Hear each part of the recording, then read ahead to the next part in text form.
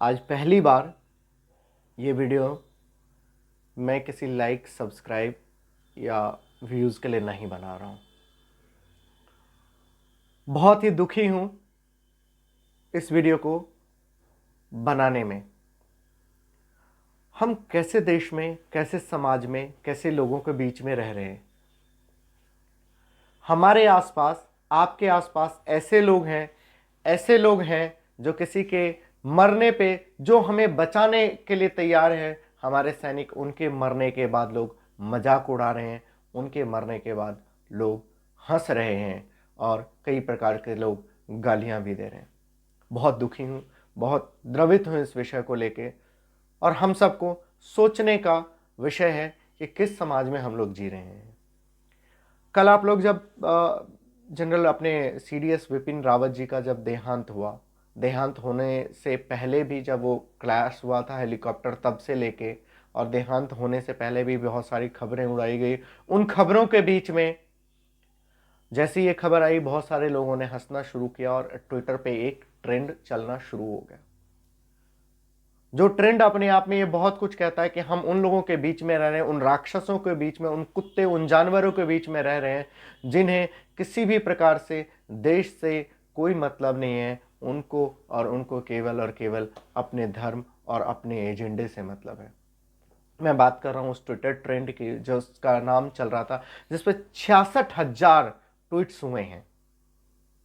और उन 66,000 में आप मान लीजिए बहुत सारे लोग कहते हैं कि ये उसमें लोग पाकिस्तानी भी हैं। कितने होंगे पाकिस्तानी? 66,000 में से 6600 हम 6,000 पाकिस्तानी मान लेते हैं। बाकी 60,000 तो अपने देश के ट्वीट्स थे, अपने देश के लोगों के ट्वीट्स थे।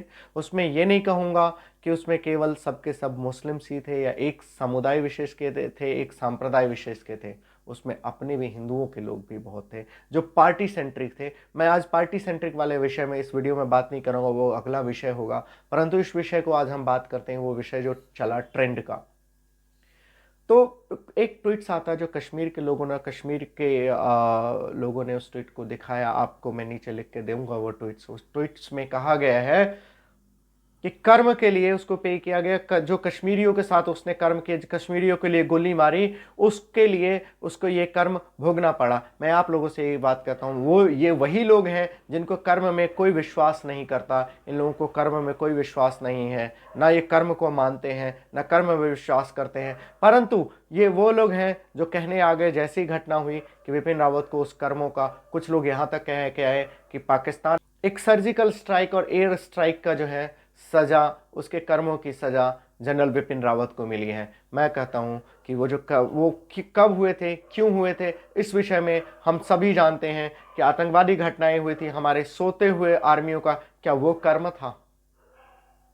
क्या आतंकवादियों को सोते हुए आर्मी के जवानों पे जो उन्होंने गोलियां चलाई थी, क्या उनका कर्म सही था? जब हमारे, मैं अब बात करता हूं जनरल बिपिन रावत की। जनरल बिपिन रावत और हमारे जितने भी सैनिक हैं, सब क्या थे? अपने धर्म के लिए लड़ाए। कर्म ही सबसे बड़ा धर्म है और वो धर्म युद्ध कर रहे थे। उस धर्म में जितने भी अधर्मी आए, जितने भी आतंकवादी आए, उन लोगों को हमने केवल मारने का ही हमने कभी नहीं सोचा, केवल मार ही नहीं दिया गया।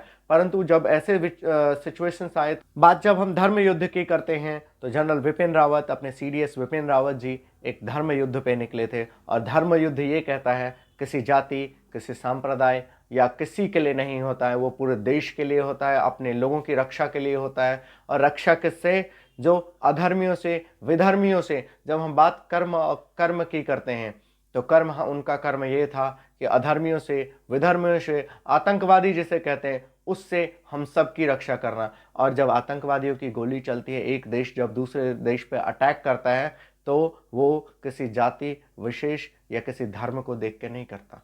मान लीजिए जिस देश के प्रति आपकी निष्ठा है, इन हंसने वालों, इन मजाक उड़ाने वालों के जिस देश के प्रति निष्ठा है, कल को वो उस देश, हमारे देश पे अटैक जब करेगा, तो उसकी गोलियां हिंदुओं को चुन चुन के नहीं मारेगी। उस समय वो सब मारे जाएंगे जो इसमें उस देश के प्रति निष्ठा रखते हैं। और उस देश ने कई बार दिखाया है कि उसकी निष्ठा मुसलमानों पे, हिंदुओं पे, किसी पे नहीं है। उसकी निष्ठा केवल मारना है तो पूरे देश हिंदुस्तानियों को मारना है, ये उस देश की निष्ठा है। अब जब हम बात करते हैं कर्म और कुकर्मों की, तो जब हम बात करते हैं आतंकवादियों की, तो निर्दोष लोगों को आपने देखा होगा आईएसआई ने किस प्रकार से एक साथ खड़े करके लिटा के उनको गोलियां मारा। वो क्या कर्म था या कोई कुकर्म था, ये आप लोग हम सभी जानते हैं। जब अफगानिस्तान में ही अभी आपने हाल में देखा होगा तालिबानियों ने किसको मारा था, अपने ही भाई बंधुओं को, अपने ही समानांतर जाति बिरादर वालों को मारा था।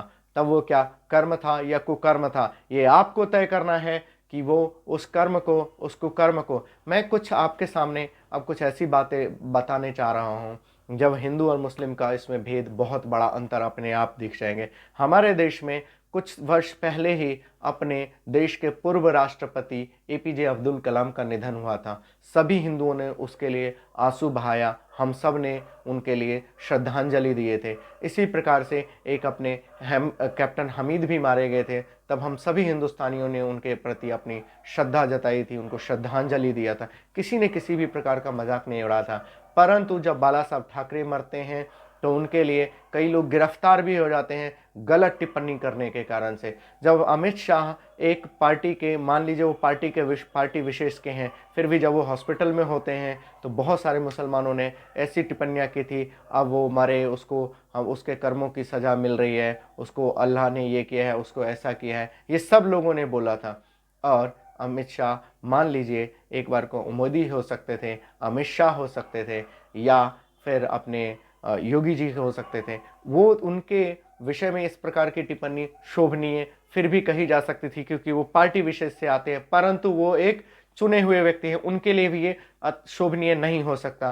परंतु आपने सेना के वरिष्ठ अधिकारी के लिए इस प्रकार की जो बातें की है, ये आपके गद्दारी के लिए बहुत बड़ा चिन्ह है। लोगों को दिखा दिया है, लोगों के मन में बैठ गया है कि गद्दार कौन है। और जनरल बिपिन रावत जी ने 2.5 मोर्चे की लड़ाई की बात कही थी। संभवतः वो सेना में पहले व्यक्ति थे जिन्होंने इस आशंका को जताया था कि भारत को जो है 2.5 मोर्चे पे लड़ाई लड़नी पड़ेगी। 2 मोर्चे सभी जानते हैं कि सेना आमने सामने लड़ेगी, 2.5 मोर्चा वही था जो हमारे देश में आधे लोग होंगे, उनसे भी अपनी सेना को 2-4 होना पड़ेगा। और वो गद्दारों को संभवतः जनरल साहब बहुत अच्छे से जानते थे। इसी विषय को लेके उन्होंने इस विषय को कहा था 2.5 मोर्चे पे लड़ना पड़ेगा। तो अब समय है हमारे और आपके लिए ये तय करने का कि हम किन गद्दारों के साथ रह रहे हैं, किन देशद्रोहियों के साथ रह रहे हैं।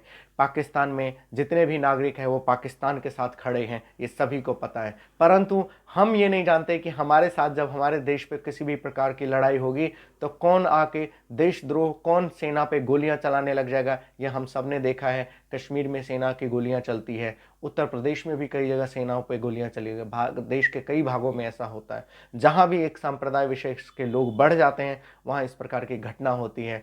तो जनरल बिपिन रावत जी बहुत दूरदृष्टा थे, उनको मैं विनम्र श्रद्धांजलि देता हूं। हम सबको उनके लिए विनम्र श्रद्धांजलि देना चाहिए, जिन्होंने एक बहुत बड़ी दूरदृष्टा वाली बात कह के गए, 2.5 मोर्चे की लड़ाई। और इस लड़ाई में केवल सेना ही नहीं लड़ेगी, हम सबको लड़ना है, हम सबको तैयार होना है। ना चाहते हुए भी आप जनरल बिपिन रावत जी को इस बात को गांठ बांध के आज से तैयार अपनी कमर कस लीजिए कि हमें 2.5 मोर्चे की लड़ाई लड़नी है। और 2.5 मोर्चे की लड़ाई केवल हम सेना पे नहीं छोड़ सकते, जिस प्रकार से इन गद्दारों ने अपना कल का चेहरा दिखाया है। नमस्ते, जय श्री राम।